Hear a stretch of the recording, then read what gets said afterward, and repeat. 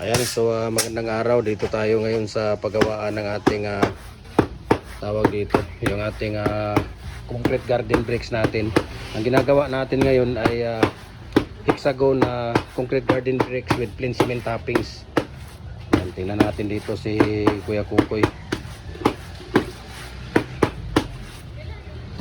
Tingnan natin dito ngayon si Kuya Kukoy sa ratio niya at toppings ng kanyang tawag dito hexagon na concrete garden bricks. Ayan, di ba?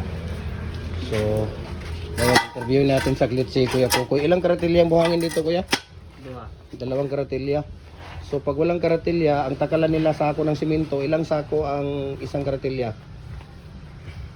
Tatlo. So, bali 6 lahat. Ayan, so 6 lahat yung ano niya. Tapos yung molasses mo, Kuya, 2 takal. Nasa mga 3/4 liter ba na molasses. Tapos ang simento mo isang sako na simento, Portland type 1, Kuya. Ayun. Tapos ang tubig mo dito, Kuya, isang timba. Ito yung timba na to. Ayun, so itong timba na to, isang timba na tubig niya. Tapos ilang piraso ang palabas dito, Kuya? 130 ang palabas ni Kuya dito sa ano niya. 130 ang palabas niya dito. So commercial to, Kuya, or semi? Commercial. Ayan, commercial pala ito, no? Ayun, no, napakaganda, diba? So ito yung ginagawa ni Kuya ngayon, no? Ginagawa niya ngayong araw na to, hexagon na concrete garden bricks with plain cement toppings, no? Diba? So ngayon, ano yung kanya, Koy? Ha?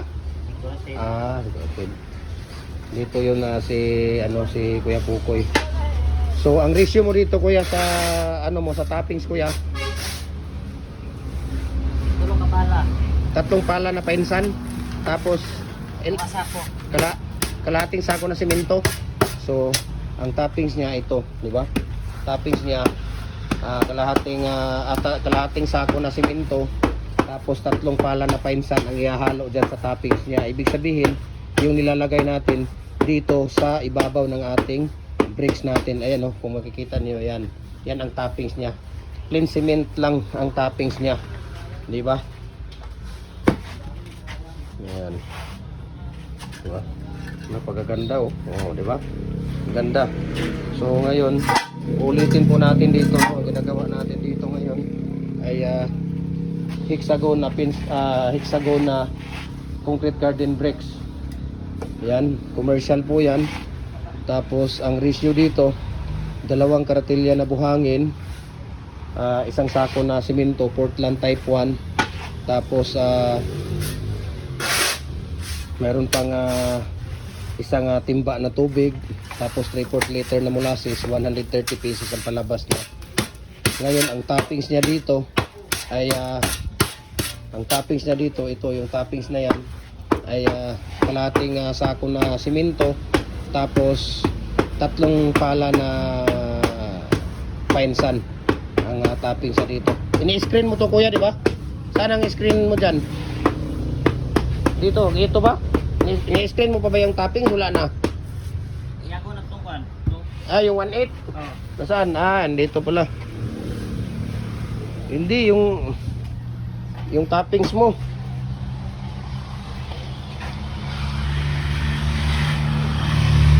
Ayun, no? Grabe, napakaganda mga ginagawa ni Kuya Kukoy dito, no?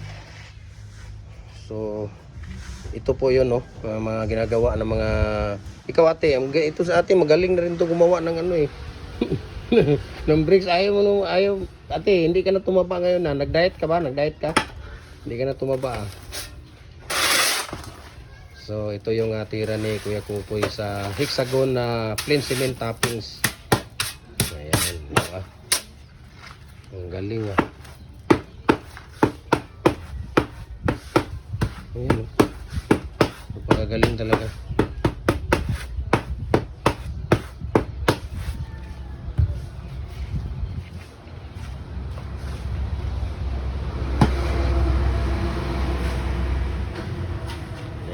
Diba?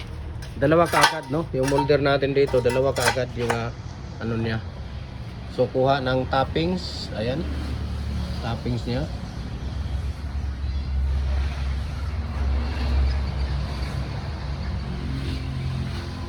Tapos lagyan ng concrete. Yung concrete natin. Buhangin. So ang galing diba? So ano pang gagawin ninyo, no? We can ship na nationwide sa mga molder natin. Ayan, sa mga molder. So i-follow niyo yung ating Facebook page, no? Jim Hardware and Kukulamber Concrete Products. Kanituan Brands, Jim Hardware and Kukulamber Concrete Products, Balulang Brands, Tripoli and F Kukulamber. Ang ating personal Facebook account, Felix Tan Pagikan Jr. Ang ating Instagram, Felix_Pagikan 2000. At saka yung ating TikTok account natin at Jim Hardware or Felix Tan Pagikan Jr. Ayan, para updated po kayo sa lahat ng mga video natin. Grabe, ang bilis. Tapos na dito yung grabe, ang bilis naman ng mga decorative dito pala ni ate,